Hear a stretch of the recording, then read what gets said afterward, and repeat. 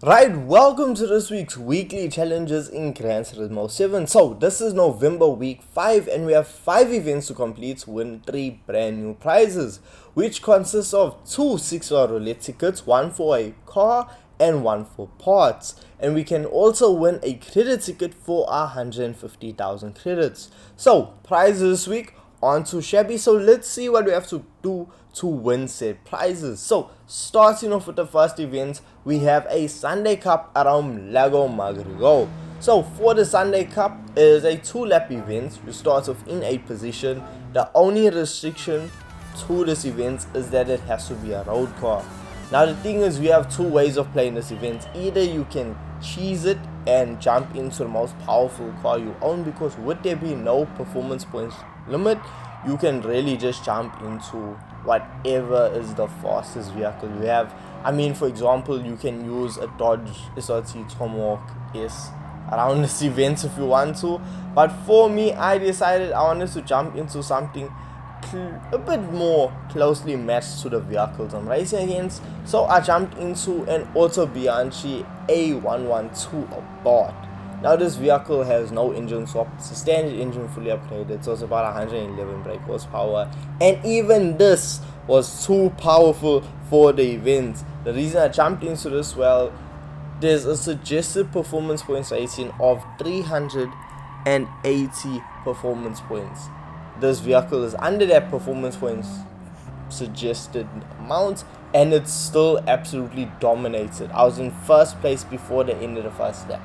It's just crazy, and this is one of the easiest events in Gran Turismo 7. So if you're having a struggle with this, I don't know. I really doubt you will have an issue with it. Now, moving on to the second event, we see a Japanese 4-wheel drive challenge 600. Now, this is going to be around Child Mountain. It is a 2-lap event. You start off in 10th position. We see that you can use a road car or professionally tuned vehicle. It has to be from Japan and it has to be 4-wheel drive. So for me, I jumped into a lost vehicle that met these criteria for me, and that was the Suzuki Sierra Jimny. This vehicle is 600 horsepower, under 1000 kgs, 4-wheel drive, very short wheelbase, extremely twitchy, a bit all over the place. But it's so much fun to drive around this event. Coming down the main straightaway on the circuit, I would have preferred to extend my gears because I did find myself redlining at about 275. But honestly, that was the only thing I could falter.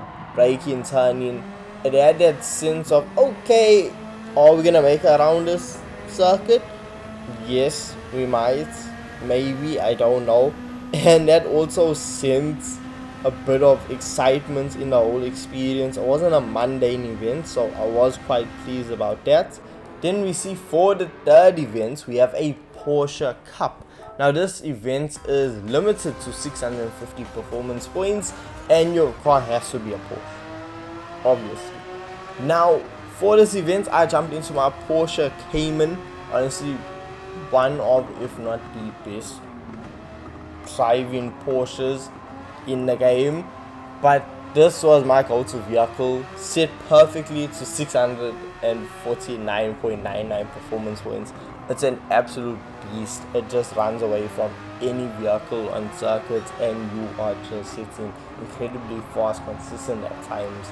And around Laguna Seca, it's just a fun circuit that allows you to stretch your legs, but you also need to be brave, because if you aren't careful, you might find yourself off the circuit there but a corkscrew. So this event honestly went by a lot faster than I expected. So 5 laps is a good amount of laps for this event, and at the end of it, you still win 80,000 credits. So 1800, it was actually quite a fun event, and we also saw the new Porsche 911 Turbo S also be in this event. So it's fun to see a brand new vehicle added to the game. So talking about brand new things, we have a special event. This is a 1-make race for the Mazda Roadster NA around Fuji International Speedway. Now for this event, there's no performance points restriction, and your vehicle choices are either the Mazda Roadster Touring Car or the Mazda Enos Roadster NA. you can jump into either one and take a round circuit. For me, I jumped into a Mazda Roadster touring car.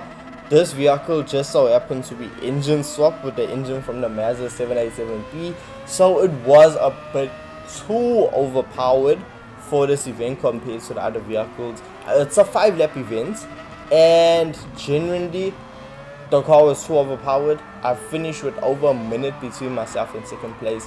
If you want a much more of a closer race, jump into a standard Roadster touring car and you'll get it done. 120,000 credits is not shabby for this event, and the fact that I got it finished in just over 8 minutes, it's not even that long of an event. Now, if we want to talk about a lengthy event, we have to talk about the fifth and final event for the week, and this is the WTC 800 around Daytona International Speedway. Now, for this event, you can either jump into a group 3, 2, 1, whatever vehicle you're comfortable with. It just has to have racing compound tires, so that's your racing hards, mediums, softs, intermediates, or wets. And it has to be at 800 performance points or less. Now, we also see that we have fuel consumption and tire wear applied to this event, both of these being at a 8 times multiplier. Now, there's 10 laps to complete this event, and you're starting off in 20th position. For me, I jumped into a Jaguar XJR9, and this vehicle would have been a Group 1 vehicle. I had it running on fuel map level 4 up until I think the 7th lap before I flipped it on over to fuel map level 6. Now, the tire compound I was using was racing hards, and with me running this fuel set, I was able to complete the event without needing to go into the pits. We saw the opponents actually dive into the pits twice, so that really does kill their time, and you make up so much ground now when they go into refuel. So it was such an easy event where it was just slow and steady. You did not need to race to the front of the pack as soon as possible. As you went, you just found yourself overtaking, and before you knew it, you were in first place, and that was before the end of the race. So this event, honestly, you can do it this method. It's an easy, simple method, no fuel stop, nothing.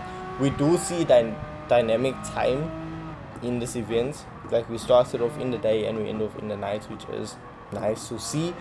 So that is something that just added a bit more flair to this event. But hey, that was all of the 5 events of the week. For me, my favorite event was the Porsche Cup event around Laguna Seca. I just love my time in my Porsche Cayman. It's so much fun, and because of that, this event was absolutely golden. So I loved every minute of it. But let me know your thoughts in the comment section down below. What was your favorite events of the week? And with this being said, I will catch you guys in the next video. Peace.